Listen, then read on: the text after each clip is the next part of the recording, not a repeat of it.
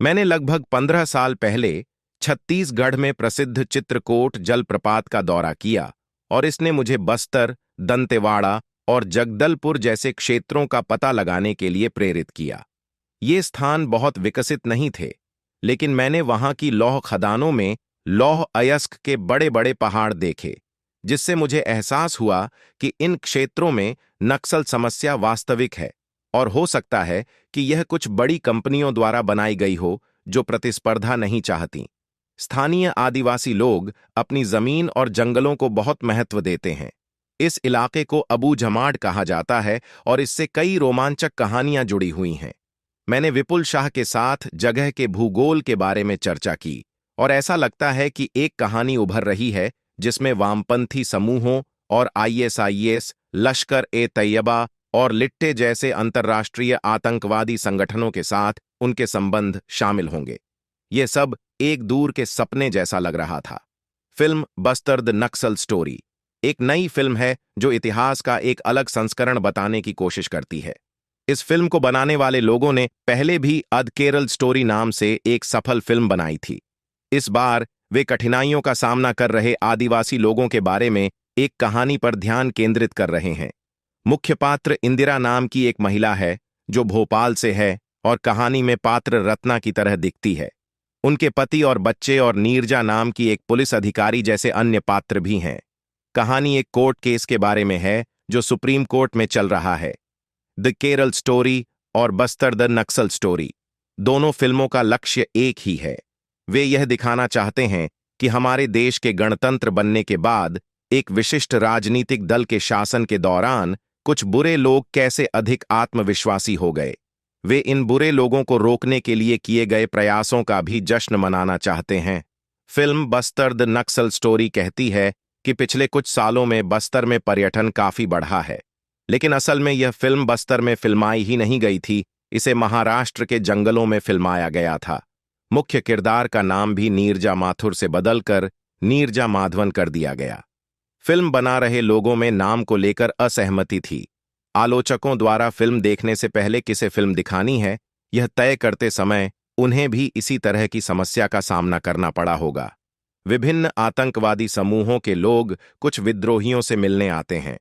विद्रोहियों द्वारा फर्जी सामाजिक कार्यकर्ताओं की मदद करने के सबूत एक जगह से दूसरी जगह नहीं पहुंच पाते।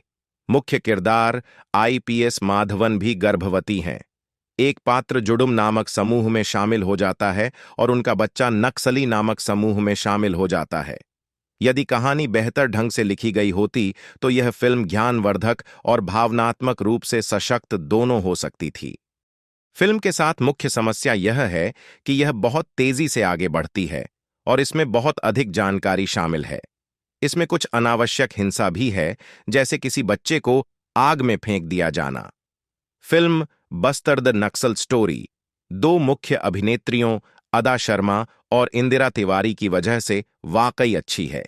अदा शर्मा का किरदार छत्तीसगढ़ नामक जगह के एक बहादुर पुलिस अधिकारी से प्रेरित है। कहानी दिखाती है कि जब एक निश्चित समूह प्रभारी था तो उसके साथ कैसा बुरा व्यवहार किया गया।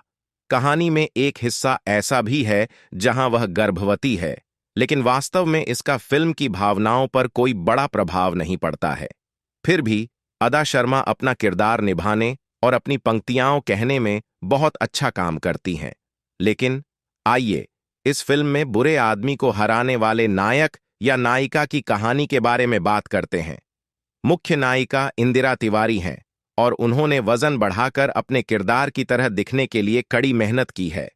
हालांकि फिल्म के दुखद और भावनात्मक हिस्से अदा और इंदिरा दोनों के लिए उतने सशक्त नहीं लगे। ये वास्तव में शक्तिशाली हो सकता था यदि मुख्य पात्र माधवन अपने बच्चे को खोना फिल्म का मुख्य फोकस होता। इसके अलावा वह दृश्य जहां रत्ना और उसका बेटा एक दूसरे पर बंदूक तानते हैं वास्तव में तीव्र हो सकता था। जब लंका रेड्डी की हत्या की जाती है तो यह वास्तव में हिंसक होता है, लेकिन अगर कैमरे ने इंदिरा का क्रोधित चेहरा और बदला लेने की इच्छा दिखाई होती तो इसका अलग प्रभाव होता।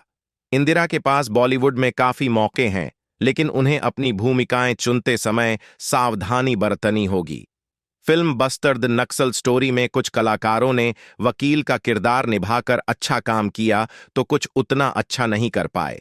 सिनेमैटोग्राफर ने जंगल के खूबसूरत नज़ारों का फायदा नहीं उठाया और फिल्म की एडिटिंग और बेहतर हो सकती थी। फिल्म में गाने और संगीत वाकई अच्छे थे और वे कहानी के साथ बिल्कुल फिट बैठते थे। हालांकि बैकग्राउंड म्यूजिक थोड़ा ज्यादा तेज था। फिल्म दिखाती है कि देश के कुछ हिस्सों में भारतीय ध्वज फहराना वाकई कठिन है और शायद सेना को मदद के लिए वहां मौजूद रहना चाहिए। अगर तुम्हें मूवीज और वेब सीरीज के बारे में लेटेस्ट अपडेट्स चाहिए तो जल्दी से मूवी मैजिक मास्टर्स को लाइक और सब्सक्राइब करो।